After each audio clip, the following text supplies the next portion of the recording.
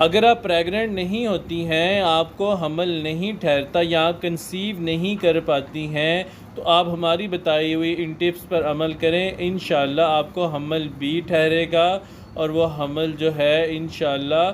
9 ماہ تک جائے گا اور صحت مند اور خوبصورت بچہ بھی انشاءاللہ پیدا ہوگا۔ بس آپ 3 صورتوں کو سمجھ لیجئے، کن کے اندر حمل نہیں ٹھہرتا، کن کے اندر ٹھہر جاتا ہے لیکن ضائع ہو جاتا ہے، اور کون سی ایسی ایک صورت ہے جس میں حمل ٹھہرتا بھی ہے، نشو و نما بھی پاتا ہے، صحت مند بچہ بھی پیدا ہو جاتا ہے۔ تو پہلی صورت اس میں یہ ہے، اس میں حمل بالکل نہیں ٹھہرتا۔ اس کا سبب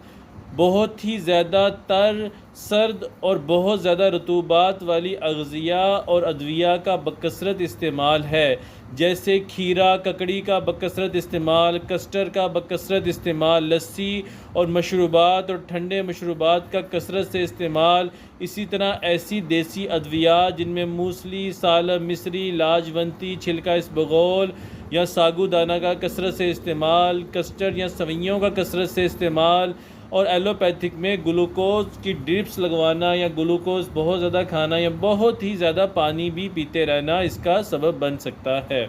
جس میں حمل بالکل بھی نہیں ٹھہرے گا۔ دوسری صورت جس میں حمل ٹھہر تو جاتا ہے لیکن چند ہی دن میں یا چند ہی مہینوں میں ضائع ہو جاتا ہے، اس کی وجہ بہت ہی زیادہ گرم، خشک اور بہت ہی زیادہ ایسی چیزیں کھانا ہے جن کا مزاج میں خشکی بہت زیادہ ہو اور گرمی بہت زیادہ ہو، جیسے کہ گوشت، انڈے، مرچ مسالے، خشک میوہ جات،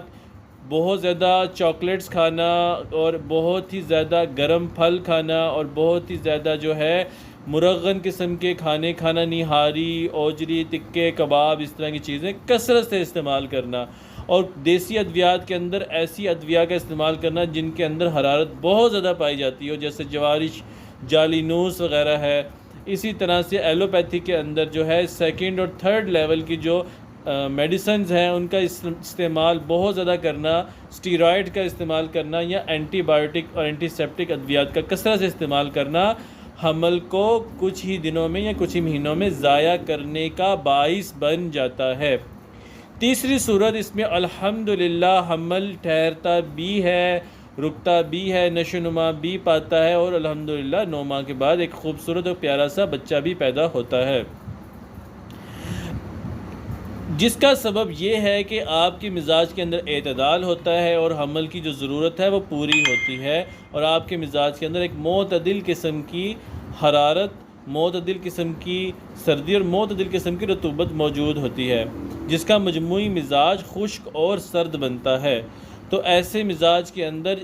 کچھ ہی ادویات کا ایک چٹکی ہی استعمال کر لینا صبح دوپہر شام کسی بھی شفائی عمل سے کم نہیں ہوتا۔ اس کے لیے آپ کو چند چیزیں میں بتا دیتا ہوں، آپ ان کا استعمال کروائیں، انشاءاللہ اللہ تعالیٰ کی ذات سے پوری امید ہے کہ وہ کرم فرمائیں گے اور آپ کو ایک خوبصورت بیٹا عطا فرمائیں گے۔ کرنا آپ کو یوں ہے کہ آپ مازو پیس لیجئے، اس کا پاؤڈر بنا لیجئے، یا پھٹکری کو توے پہ بھون کے اس کے بعد اس کا پاؤڈر بنا لیجئے، یا پھر چھالیا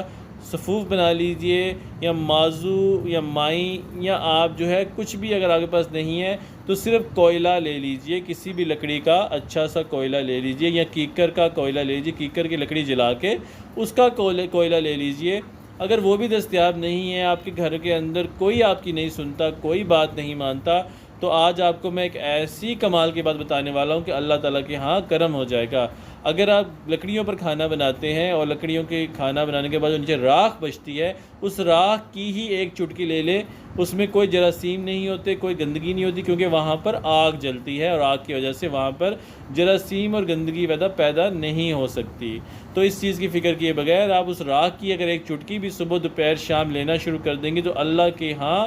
کرم ہو جائے گا، شفا ہو جائے گی، آپ کو صحت مل جائے گی، آپ کو آپ کے امراض دور ہو جائیں گے، اور اللہ تعالیٰ آپ کو کنسیو بھی کروائیں گے، حمل بھی ٹھہرائیں گے اور اچھا سا خوبصورت سا بیٹا بھی عطا کریں گے۔ تو ہماری بتائی ہوئی ان معلومات پر عمل کریں اور ہمارے یوٹیوب چینل کو سبسکرائب ضرور کریں۔ ہمارے اس چینل کی ویڈیوز کو اپنے ٹویٹر پر، فیس بک پر، انسٹاگرام پر ضرور شیئر کیا کریں، ان باکس میں آگے اپنی قیمتی رائے کا اظہار کیا کریں تاکہ ہم نئی سے نئی آنے والی ویڈیوز آپ کے لیے بناتے رہیں اور ہماری نئی سے نئی ویڈیوز آپ تک پہنچتی رہیں۔ اس کے لیے ہمارے یوٹیوب چینل کے بیل آئیکن کو ضرور کلک کیا کریں اور اس کو آل پہ کر دیا کریں۔ اللہ تعالیٰ آپ کو صحت دے، تندرستی دے، سدا خوش رکھیں، شاداب رکھیں۔ السلام علیکم ورحمۃ اللہ وبرکاتہ۔